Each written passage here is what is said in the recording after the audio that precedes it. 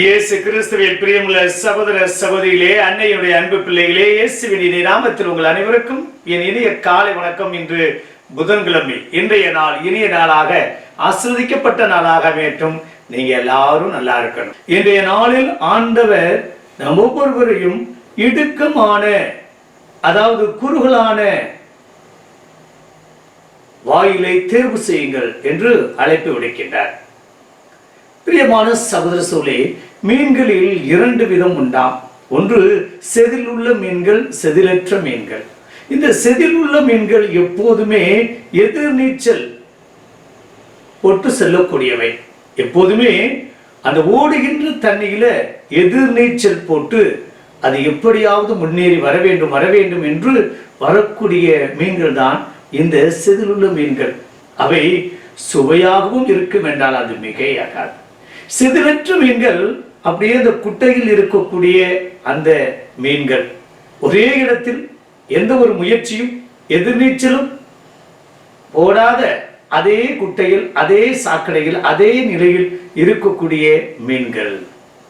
பிரியமான சகோதர சகோதரிகளே, இன்று இடுக்கமான வாயிலை நீங்கள் தேர்வு செய்யுங்கள். குறுகலான வழியை நீங்கள் தேர்வு செய்யுங்கள். அதுவே நான் உங்களிடமிருந்து எதிர்பார்க்கக்கூடிய அந்த நிலை வாழ்வு, அந்த நிறை வாழ்வுக்கு, அந்த முழுமையான வாழ்வுக்கு உங்களை அழைத்து வரக்கூடிய பாதை என்று ஆண்டவர் கூறுகிறார். நினைத்து பார்ப்போம், நாம் தேர்வு செய்யக்கூடிய பாதையை. விசாலமான அகலமான பாதையா அல்லது குறுகலான பாதையா? ஆனால் என்னுடைய சீடர்களாக இருக்க விரும்பக்கூடிய நபர்கள், இதோ நீங்கள் குறுகலான இடுக்கமான பாதையை தேர்வு செய்யுங்கள். நாம் உண்மையும் நேர்மையும் கண்ணியமும் மாறுபட்ட ஒரு புதிய சமூகத்தை, ஒரு புதிய உலகத்தை படைக்கக்கூடிய நபர்களாக நாம் வாழ வேண்டும் என்றால் நாம் எதிர்நீச்சல் போட்டுத்தான் ஆக வேண்டும். அந்த மாறுபட்ட சிந்தனை, அந்த மற்றவர்களோட நான் ஒரு வித்தியாசமான ஒரு முற்போக்கு சிந்தனை கொண்டவனாக நான் வாழ்வேன் என்பதுதான். நாம் இடுக்கமான வாயிலில் செல்லக்கூடிய நபர்கள் தான் இதோ விண்ணரசில் பேறு பெற்றவர்களாக அமைய முடியும். எபிரேயர் திருமுகம் 10வது அதிகாரம் 19-20 வசனங்கள்ல இதோ நம் ஆண்டவர் இயேசு கிறிஸ்து சிந்திய அந்த பாதையில, அந்த வழியில நாம் ஒவ்வொருவரும் நடக்க வேண்டும் என்று பவுல் விரும்புகிறார். அப்போ கிறிஸ்துவ வாழ்வு என்பது ரத்தம் சிந்தி அந்த உண்மைக்கும் நீதிக்கும் சான்று பகரக்கூடிய வாழ்வு வாழ வேண்டும். பிரியமான சகோதர சோலே, உண்மை, நீதி, நேர்மை, கண்ணியம், நன்னயம், அந்த வாக்கு பெறலாமை, நாம் வாக்கு கொடுத்தால் அந்த வாக்குகளின்படி நடப்பது அல்லது நடப்பதற்கு ஏற்ற வாக்கு கொடுப்பது, இவை அத்தனையும் ஒரு நல்ல கிறிஸ்தவர்களுக்குள்ள முன் உதாரணம் என்றால் அது மிகையாகாது. நாமும் மீட்பு பெற முடியும். நாம் அந்த மீட்புல பங்கேற்க வேண்டும் என்றால் இடுக்கமான வாயிலை நாம் தேர்வு செய்வோம். அந்த இடுக்கமான வாயிலில் நுழையக்கூடிய நபர்களை இந்த சமூகம் மதிக்காது, அங்கீகரிக்காது, இது உணராது.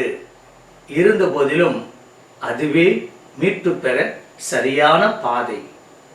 இந்த இயேசு கிறிஸ்து சிந்திய அந்த இரத்தத்தால் மீட்கப்பட்ட அந்த பாதையில நாமும்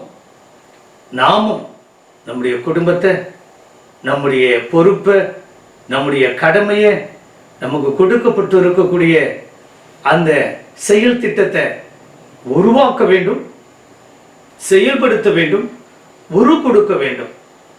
அது எவ்வளவுதான் பிரச்சனையாக இருந்தாலும், எவ்வளவுதான் கஷ்டமாக இருந்தாலும் நான் அந்த தியாகத்தோடு அர்ப்பணத்தோடு வாழ்வேன். ஒருவேளை எனக்கு பிடிக்காத காரியம் கூட என் மனைவியிடம், என் கணவனிடம், என் பிள்ளைகளிடம், என் பெற்றோரிடம் இருக்கக்கூடும்.